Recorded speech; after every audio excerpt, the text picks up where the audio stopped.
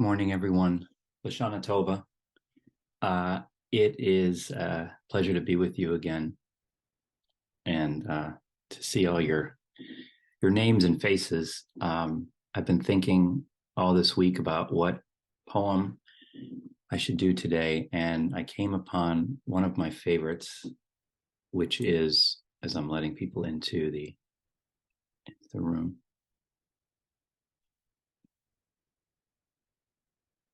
which is Czesław Milosz's Encounter. So I'm going to share it. I want everyone to see this poem, which was one of my first loves.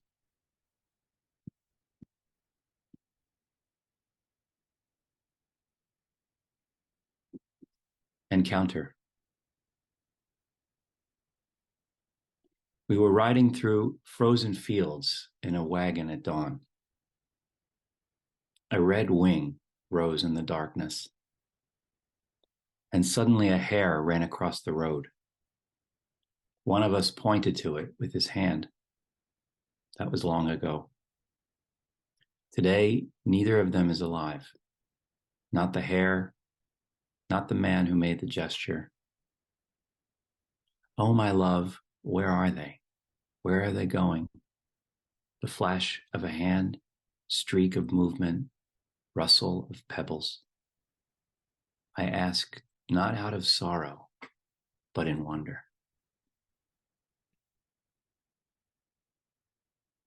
So just letting a few more people in from the waiting room. And now with the share off, just your eyes half closed,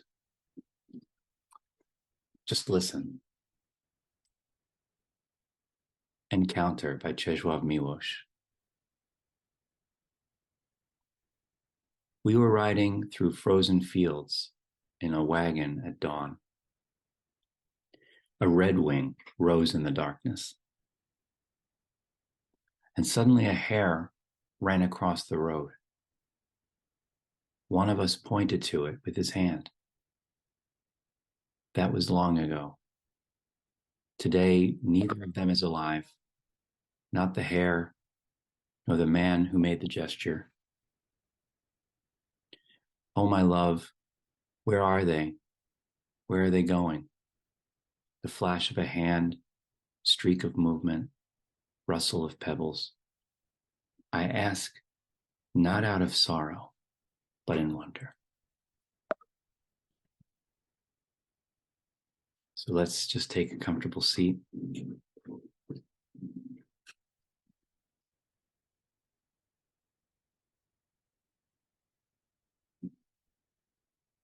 Feet flat on the floor.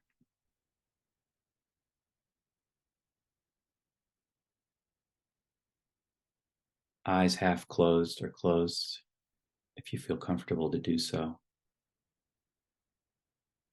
And then it always takes me 2 minutes to sink back into my body.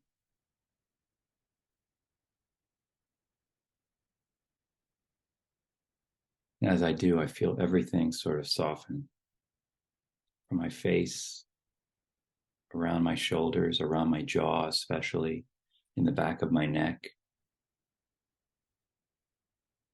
down the line of my back.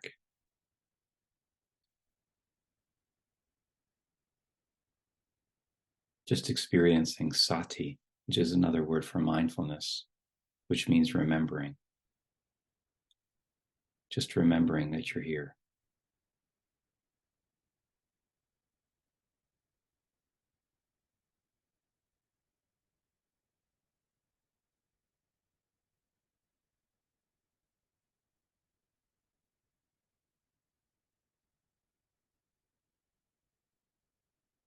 Wherever it is that you hold the tension in your knees, in your hands, in your feet.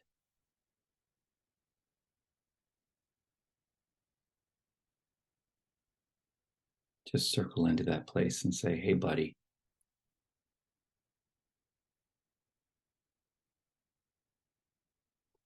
Kind of put your mental arm around it.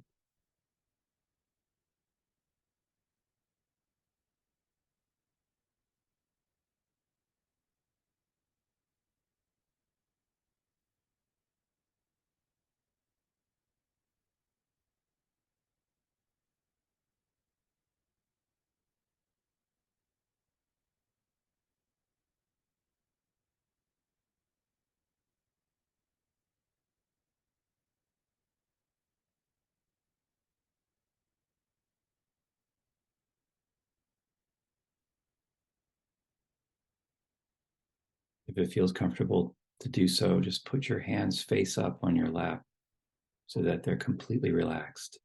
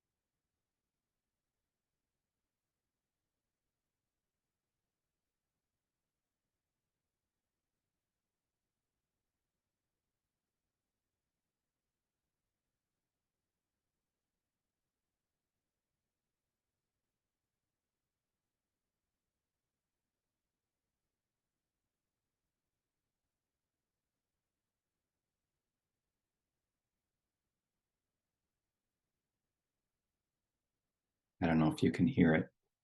Zoom's muting it, but next door, there's a dog that I love who must have seen a deer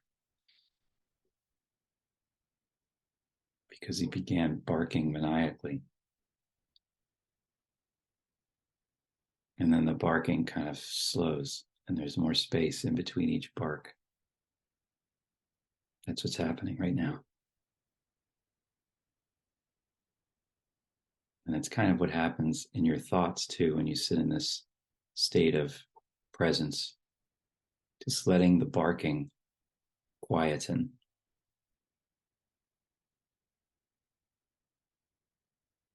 Now he stopped.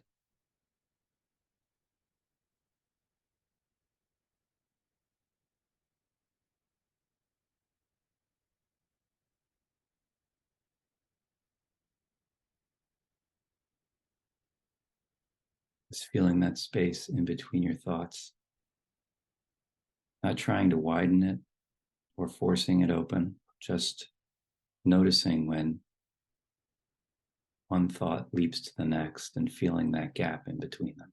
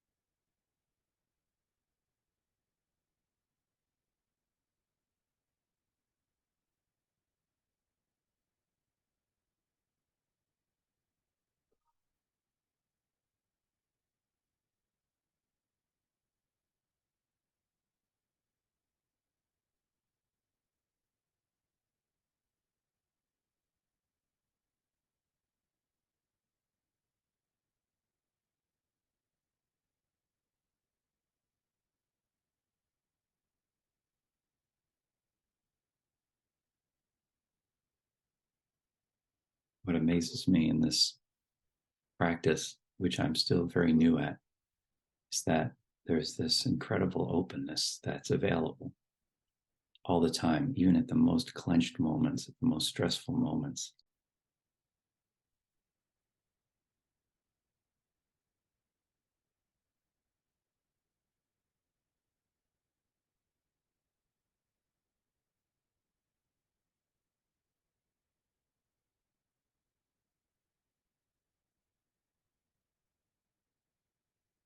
And as they say, the idea is when that happens, just don't close. That's all you need to do. So in the last couple of minutes, let's just deepen the breaths.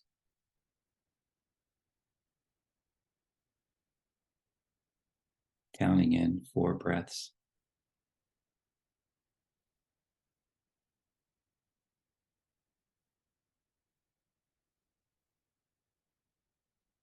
And then out to the count of 5.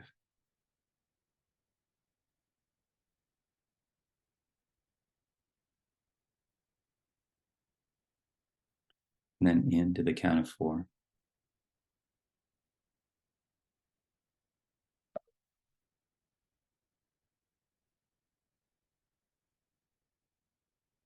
And then out to the count of 5.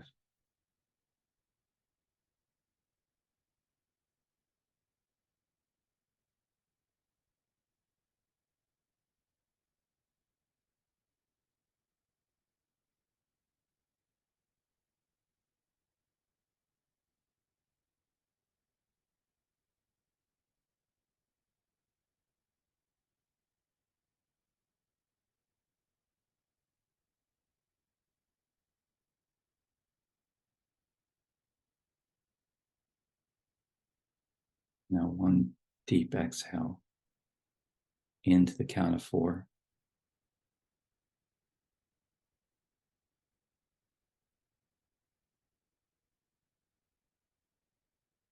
And then just relaxing your shoulders, everything falling away to the count of 6.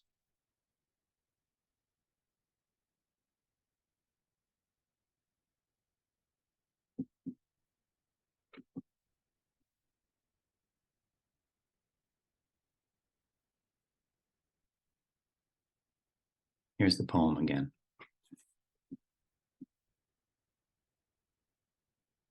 Encounter by Czesław Milosz. We were riding through frozen fields in a wagon at dawn. A red wing rose in the darkness, and suddenly a hare ran across the road. One of us pointed to it with his hand. That was long ago. Today, neither of them is alive, not the hare, nor the man who made the gesture. Oh, my love, where are they? Where are they going? The flash of a hand, streak of movement, rustle of pebbles. I ask not out of sorrow, but in wonder. From Vilnius, 1936. Nearly 100 years old, this poem. Czesław Milosz, Nobel Prize winning poet. He won the Nobel Prize in 1980. And he was in exile most of his life. He was born in 1911 and he died in 2004. And some of you might know his poetry. He left his home village called Châtaigne for Paris in the 1930s, around this time that this poem was written. And he didn't return again until after the fall of communism in the late 80s. And then he went back and he wrote a book about returning. But all of those years when he was gaining a name for himself, that village remained what it was to him in memory, a little bit like this encounter. It remained in the 19th century. All of his descriptions of it sounded like something from 1888. And it stayed that way until the 1980s when he returned to write about it. So I like to think of Châtaigne as a kind of Schrodinger's cat, a box that he never went back to open up. And because he didn't, it stayed just as it was. It was neither dead nor alive. It was sort of in a kind of stasis. And then his ability to see the world as an exile was, of course, a curse in one sense, a sorrow in one sense, but also a wonder in another, because he could stand outside of the circle and see more clearly than the people inside it. This poem is called Encounter, and an encounter is a joining of two things coming together. So clearly it's the people riding through the frozen fields in a wagon at dawn, and the hare that ran across the road in that moment. That's the encounter. But the encounter is also the place where sorrow and grief meet wonder, where the past, meets presence. What do we do with those memories of people who have gone? Some of them are very vivid from our childhood. Say we could remember a moment from childhood, and everything there is still like a photograph. You could go around the room and just name everything in the room. What do we do with those memories when they're really of no use to us anymore? They're not for anything. They're just kind of hanging in our consciousness. And so today I just wanted to talk a little bit about leaning into wonder, about using those moments of memory that we usually attach grief to as a means to access a feeling of wonder, like he does here. The flash of a hand, streak of movement, rustle of pebbles. I ask not out of sorrow, but in wonder. In Buddhist practice, there's a term that Thich Nhat Hanh invented called interbeing. And the term has to do with the ways that everything is a part of everything else, not just philosophically, but in actuality. He would hold up a glass of water and he'd say, as I look at this glass of water, I'm looking at a cloud. I'm looking at a pond. I'm looking at the night sky. I'm looking at all the parts that made this glass of water possible. I'm looking at the sand that was hardened into glass. I'm looking at the people who made the glass. So in this moment of apprehending the interbeing of all things, you have a sense that nothing was ever born and nothing could ever die, that everything is just continuing on, becoming parts of everything else. And I think that's the index of wonder. I'm going to read the poem one more time, and then I have some questions to lead the second half of the meditation. So this is, again, Encounter by Czesław Milosz. We were riding through frozen fields in a wagon at dawn. A red wing rose in the darkness, and suddenly a hare ran across the road. One of us pointed to it with his hand. That was long ago. Today, neither of them is alive, not the hare nor the man who made the gesture. Oh, my love, where are they? Where are they going? The flash of a hand, streak of movement, rustle of pebbles. I ask, not out of sorrow, but in wonder. So take a comfortable seat there.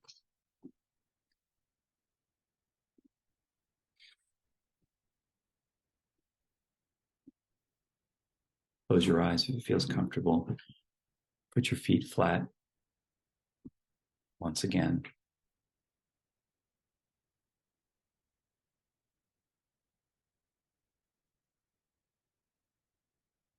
Maybe face your hands upward on your lap.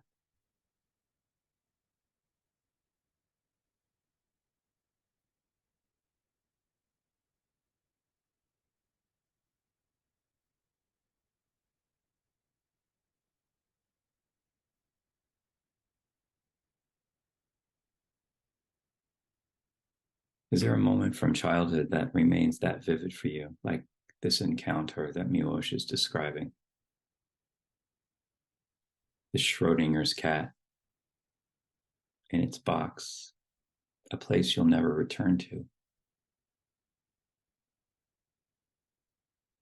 I think of a birthday party when I was 5, and I can see myself blowing out the candles. And I can see everybody in the room. It's not a photograph I ever saw. It's a memory. I feel the little glasses on my face.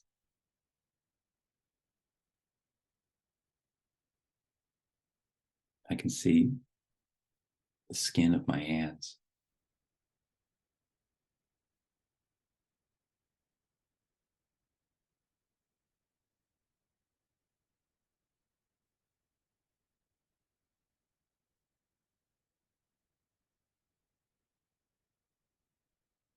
Move everything in that memory in slow motion.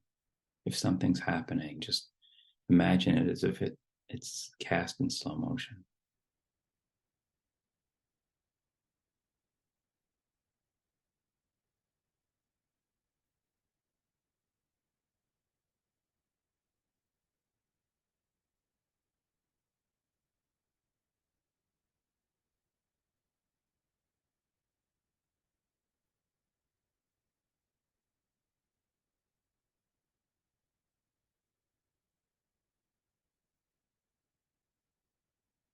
And you feel the tablecloth like I do under my hands, this kind of special tablecloth that was only put out for special occasions, kind of embroidery.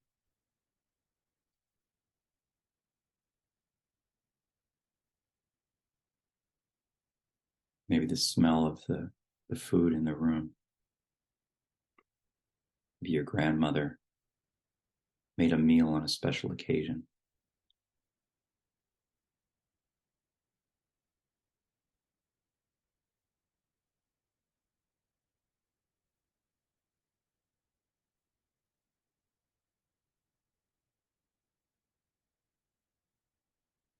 And you see the look on the faces of the people around you.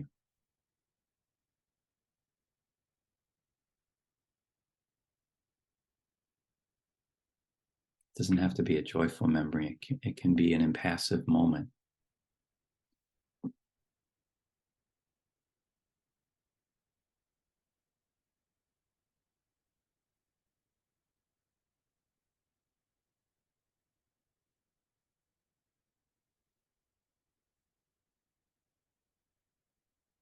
And then just move that slow motion into stillness. Make it a photograph now. Make everything freeze.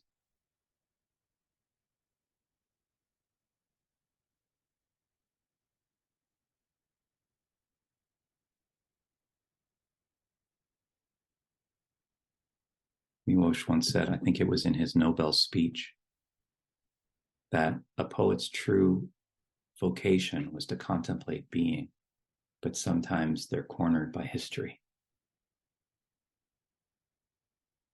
And that's a little bit of what's happening in the poem. Cornered by history means cornered by grief, by having to do something, by feeling a loss or an attachment.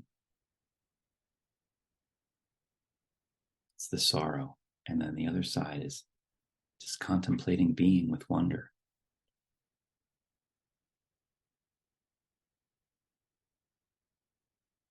So can you tip your grief about this moment into wonder? Can you just slide it over into wonder?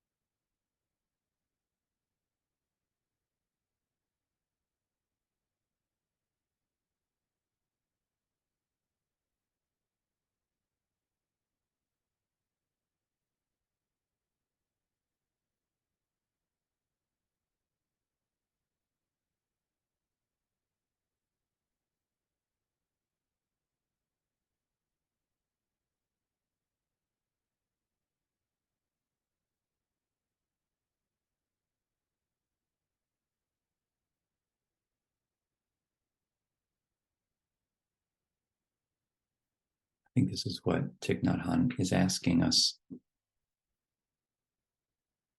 And we see the present moment the way we see that memory. with a sense of wonder, a sense of everything being connected to its other parts. The long lineage of things that were never born and can never die.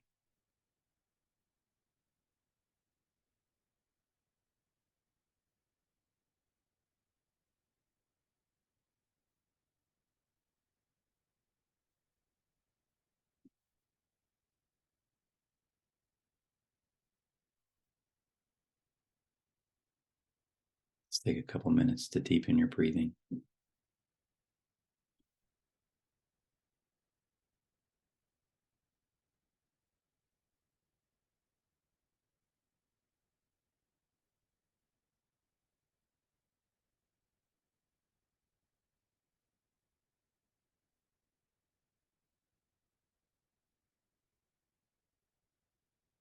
This is sati, this is remembering.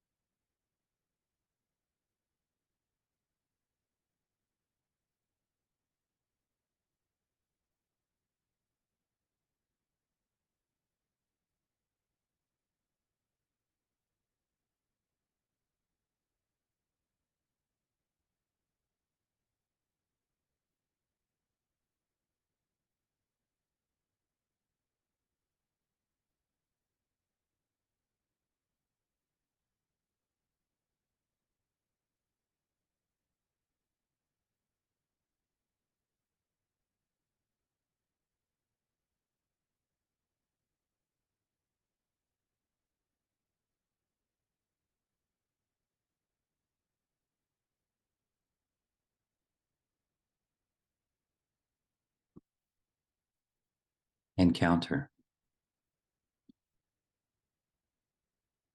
We were riding through frozen fields in a wagon at dawn. A red wing rose in the darkness, and suddenly a hare ran across the road. One of us pointed to it with his hand. That was long ago. Today, neither of them is alive, not the hare, nor the man who made the gesture. Oh, my love, where are they? Where are they going? The flash of a hand, streak of movement, rustle of pebbles. I ask not out of sorrow, but in wonder.